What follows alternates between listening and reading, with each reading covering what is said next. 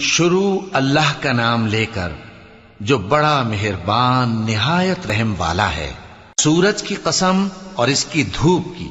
اور چاند کی جب وہ اس کے پیچھے چلے، اور دن کی جب وہ اسے روشن کر دے، اور رات کی جب وہ اسے چھپا لے،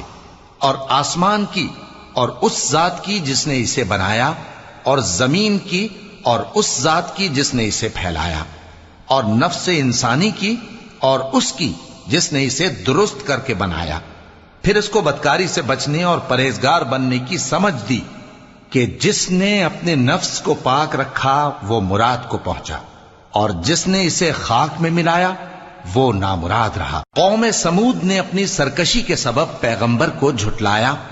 جب ان میں سے ایک نہایت بدبخت اٹھا